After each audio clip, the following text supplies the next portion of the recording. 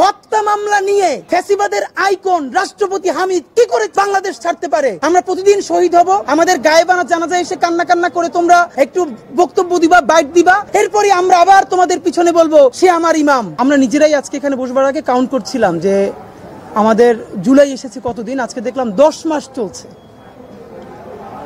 যখন এই সরকারের গণহত্যার বিচারের জন্য রীতিমতো প্রসব বেদনা হওয়া দরকার আমাদের মায়েদের মতো, এই সরকার তখন সেই প্রসব বেদনায় ফ্যাসিবাদের রাষ্ট্রপতি হামিদকে না শুধু, তার সাথে তার শ্যালক, তার আরো আত্মীয় স্বজনকে ঘটা করে রাতের আধারে পালিয়ে যাওয়ার সুব্যবস্থা তারা করে দিয়েছে।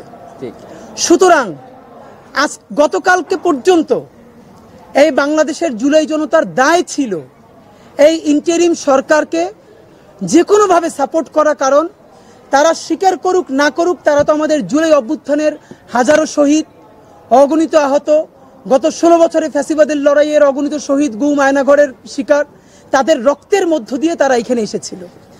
দেখেন, মুশকিলটা হলো বিএনপিকে আমরা অনেক গালিগালাজ করি, কিন্তু অনেকগুলো প্রশ্ন বিএনপি লেজিট কোশ্চেন তুলেছে, শুধু তাদের ভোকাল, তাদের ভয়েস, তাদের কোশ্চেনের রেইজিং এর অ্যাটিটিউড ভালো না হওয়ার কারণে সবাই ট্রল করেছে।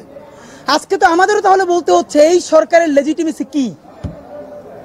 এই সরকারের এতদিন ধরে বলেছি তার একমাত্র বৈধতা জুলাইয়ের হাজারো শহীদের রক্ত, হাজারো পঙ্গু, হাজারো অন্ধ। আমি এই মাত্র আমার ফোনে এসেছে, আপনাদেরকে আপনার সাংবাদিক বন্ধুরা চাইলে আপনাদেরকে দেখাতে পারবো। আমাদের এক আহত ভাই যার বাংলাদেশে চিকিৎসা হয় নাই, এখন সে থাইল্যান্ডে চিকিৎসাধীন আছেন।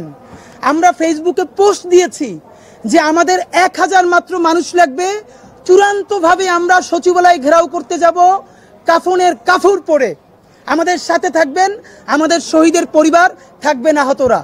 আমরা চূড়ান্ত একটা ডাক দিতে চাই। আপনি ভাবেন, সে এখন থাইল্যান্ডে চিকিৎসাধীন, সে আমাকে হোয়াটসঅ্যাপ ইনবক্স করেছে, ভাই আমি 1 সপ্তাহের মধ্যে থাইল্যান্ড থেকে চিকিৎসা নিয়ে ফিরবো, আল্লাহ হয়তো আমার জীবনটা নেয় নাই, আমি চূড়ান্তভাবে শহীদ হওয়ার জন্য। সুতরাং আপনারা যে 1000 জনের লিস্ট করছেন তার মধ্যে আমার নামটা লেখেন। অগণিত ভাই আমাদেরকে ইনবক্স করেছে, এটা আপনাদের জন্য বলার জন্য বলছি।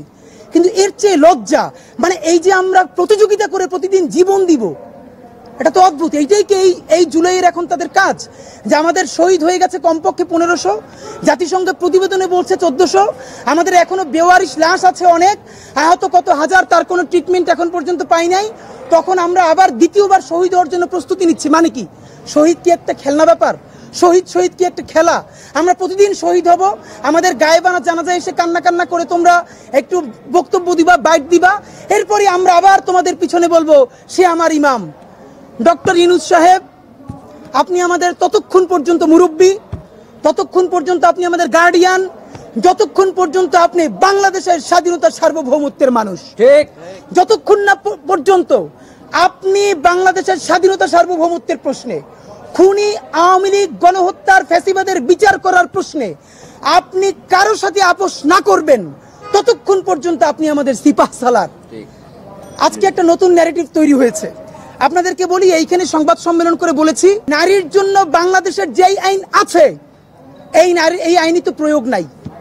এটা তো শুধু রাষ্ট্রের সমস্যা না, সামাজিক সমস্যাও। এই রাষ্ট্রটা যদি মোটামুটি ঠিক মতো দাঁড়ায়, তাহলে এমনিতেই নারী অধিকার থেকে শুরু করে বাকি সবকিছু আস্তে আস্তে ঠিক হতে বাধ্য।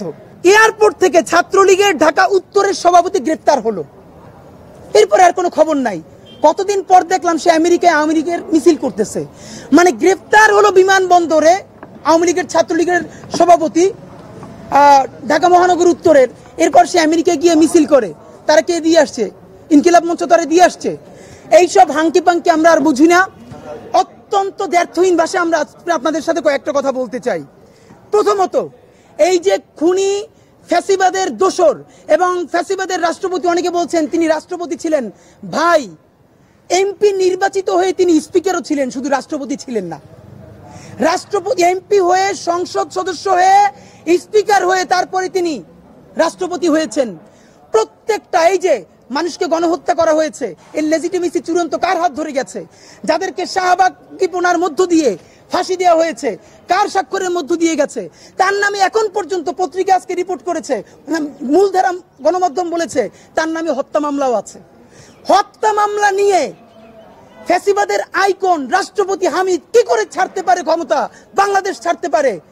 এখন আজকে নতুন করে বলা হচ্ছে, একটা টেক্সট খুব ভাইরাল হয়েছে, রাষ্ট্রপতির অফিস থেকে নাকি মানে তাকে ছেড়ে দিতে বলা হয়েছে। বাহ, এখন একটা নতুন সিস্টেম, চুপ্পুর উপরে দায় দিয়ে দাও। আমি আপনাদেরকে বলতে চাই, এই বাংলাদেশে চুপ্পু বলতে কোনো কিছু ফাংশনাল নাই। চুপ্পুর অপসারণের জন্য ইনকিলাব মঞ্চ হাজারো মানুষ নিয়ে বঙ্গভবনের সামনে অবস্থান নিয়েছিল। আমাদেরকে তখন মব বলে সরিয়ে দেয়া হলো। বাহ, এরপরে আমরা বললাম এই ফ্যাসিবাদের সাংবিধানিক কাঠামো সরাইতে হবে, সংবিধানকে লাল কার্ড দেখাইলাম। আমাদেরকে বললো দেশে সাংবিধানিক শূন্যতা তৈরি হবে, আমরা সরে গেলাম। এইরকম আমরা সর্বশেষ বললাম জুলাইয়ের ঘোষণাপত্র দেন। জুলাইয়ের ঘোষণা না দিলে জুলাইও বাঁচবে না, বিপ্লবীরাও বাঁচবে না, বাংলাদেশও বাঁচবে না, নাই করে দেয়া হলো। সর্বশেষ বললাম গণহত্যার দায়, সে সিরিজ গণহত্যা করেছে, আওয়ামী লীগকে নিষিদ্ধ করেন। বাহ, আসিফ নজরুল সাহেব উনি বললেন এটা আইনের মাধ্যমে করা যাবে না। তিনি একবার ঐতিহ্যবাহী আওয়ামী লীগের প্রশ্ন তুললেন যে তারা ঐতিহ্য করেছে। বাংলাদেশ ধরেন, যে কোনো মানুষ বাংলাদেশকে স্বাধীন করার পর এরপর যদি মানুষকে শুট করে মারি ফেলে তার আর বিচার করা লাগবে না, মানে কথা একটাই, সে স্বাধীন করছে। এরপর সর্বশেষ বললাম গণহত্যার বিচার। আমাদের আশার বাতিঘর ডক্টর ইউনূস সাহেব সম্ভবত আল জাজিরায় এই যে কিছুদিন আগে বাইরে গেলেন, বনে আসলেন যে এরকম না, এটা জনগণ নিবে। সবই যদি জনগণ করে, প্রত্যেক দিন খেয়ে না খেয়ে 10 মাস ধরে যদি রাস্তায় পড়ে আছি আমরা, তাহলে আপনারা ওখানে করেনটা কি সেটা বলেন।